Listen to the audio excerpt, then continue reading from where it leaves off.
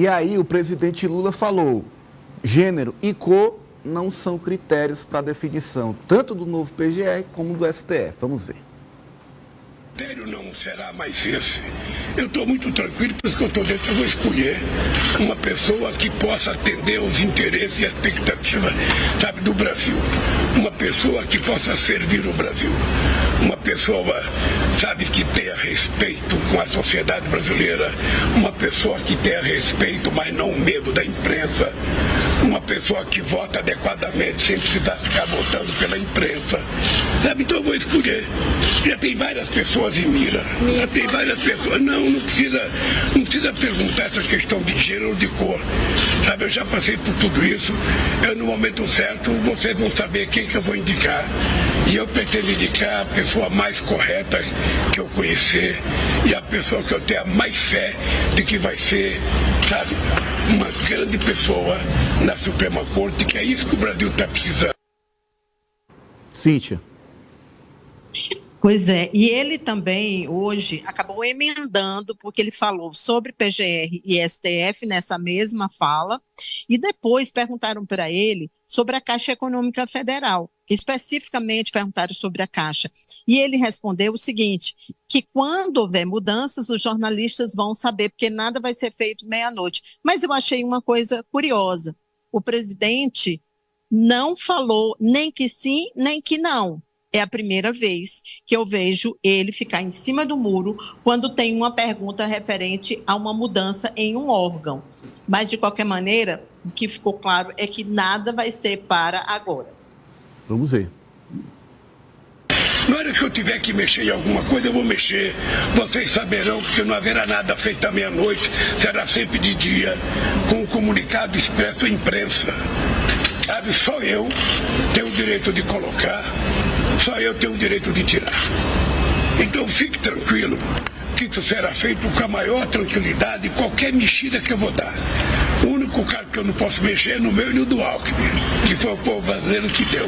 Mas do restante, eu posso mexer em qualquer um e posso te dizer que por enquanto não estou disposto a mexer com nada. Eu estou disposto a fechar o ano bem. Tá aí, olha, a gente vê claramente o presidente pressionado, porque são 3 vagas aí, são 3 postos muito estratégicos, muito importantes para o país.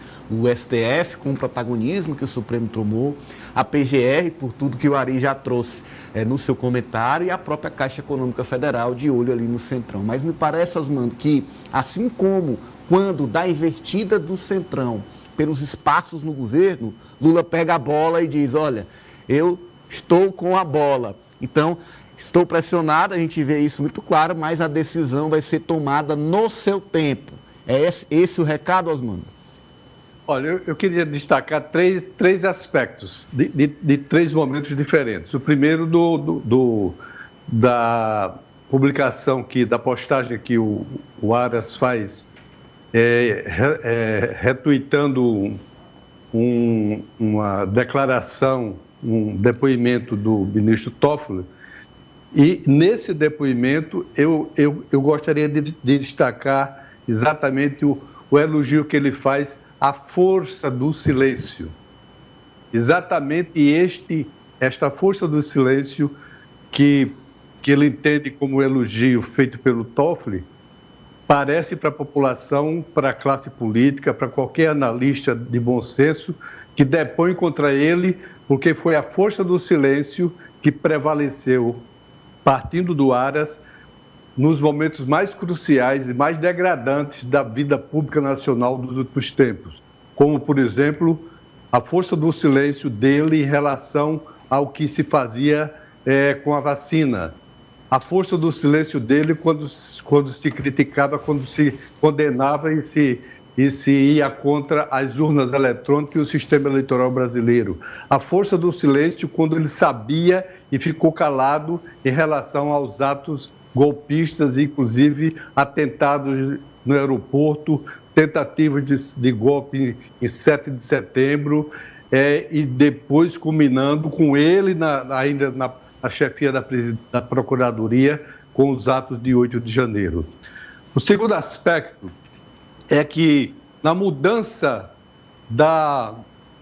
da Procuradoria, vencendo amanhã, dia 26, o mandato do Aras, o presidente Lula dá mais uma vez uma demonstração de estadista, porque diante de tudo que o Aras fez e diante de tudo que a própria Lindora, que o substitui, fez, seguindo os passos do Aras, o presidente Lula poderia, e seria muito bem compreendido pela nação, tirá-la imediatamente do cargo e ter o substituto já hoje para amanhã tomar posse. Mas ele, mais uma vez, dá uma demonstração de estadista, mantendo ela no cargo até o momento que ele decidir escolher a pessoa que vai substituí-la.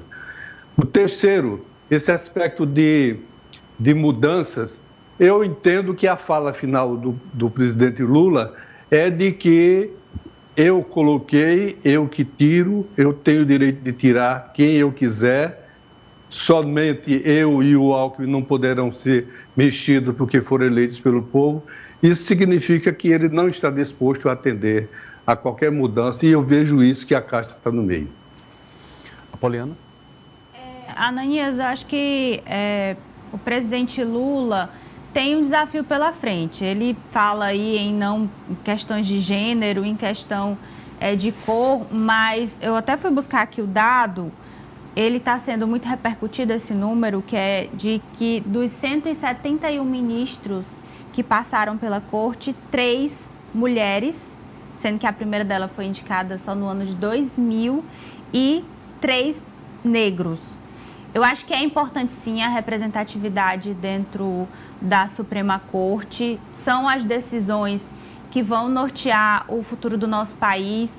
E não só a questão da cor, mas a questão de gênero. Uma mulher seria muito importante, ainda mais no momento em que a gente está discutindo pautas de costumes. A gente voltou a discutir essas pautas no âmbito do Congresso e no âmbito do Supremo Tribunal Federal, vídeo julgamento que a ministra Rosa Weber corajosamente pautou no tribunal para falar sobre a descriminalização do aborto. Então, acredito que pela pressão dessa guerra cultural, como o Amadeu gosta sempre de colocar lá, que a gente vai ver cada vez mais aflorada no nosso país, deixar passar essa questão e até como mulher aqui corporativamente não fazer essa defesa é ruim para o nosso país. Então, acho que o Lula, por mais que ele não queira tratar do assunto, mas ele tem, acho que, um dever com a nação de que as mulheres estejam representadas e, se for o caso, a gente tem 3 cargos aí em aberto.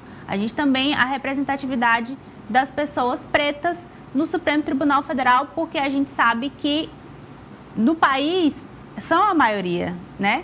E é muito ruim que na Suprema Corte, que decide o nosso futuro, a gente não tem esse tipo de representatividade. Alessio?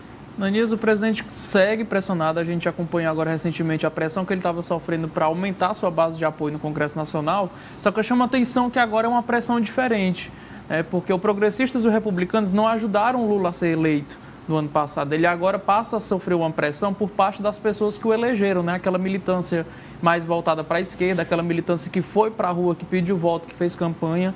E talvez seja ainda mais delicada essa decisão por conta disso, porque ele vai ter, de certa forma, que dialogar muito bem com esse grupo, com esse coletivo de pessoas mais alinhadas à esquerda, que foi quem ajudou ele a ser eleito. E, lógico, por isso que ele já começa a trabalhar com a possibilidade, inclusive, do ministro Flávio Dino ser o indicado para o STF, é o que está sendo colocado como preferido nesse primeiro momento. E, para a sua vaga, atender esse clamor dessa parte da população que quer uma ministra, que quer uma pessoa negra no STF, para ocupar um possível Ministério da Justiça. Então, ele quer, de certa forma, acomodar, atender essas preferências da população, de parte da população, para justamente não ficar, de certa forma, queimado, né, digamos assim, com essa população que ajudou ele a ser eleito, né, Nilson? Arremata, Cíntia. Não vejo como preferência, é representatividade. Sim. Arremata, Cíntia. Eu acho que o presidente quer sempre deixar claro que ele não atende à pressão. Ele funciona dessa forma. Eu acho que o Osmando foi brilhante quando ele falou aí sobre o Aras, né? É isso mesmo, Osmando. Agora, é impressionante que o ministro do Supremo Tribunal Federal, como Dias Toffoli, possa considerar que o silêncio daquele que tem o dever de agir possa lhe ser algo possível, correto ou digno de elogio, né? Dito isso, eu concordo com a Poliana de que realmente seria importante termos uma mulher, mas eu preferia que fosse uma mulher que, de fato, nos representasse, porque não que a Rosa Weber ou a Carmen Lúcia não represente, pelo contrário, elas são brilhantes, são corajosas e demonstram isso. Mas é que, em termos de representatividade, muitas vezes nem sempre basta apenas ser mulher.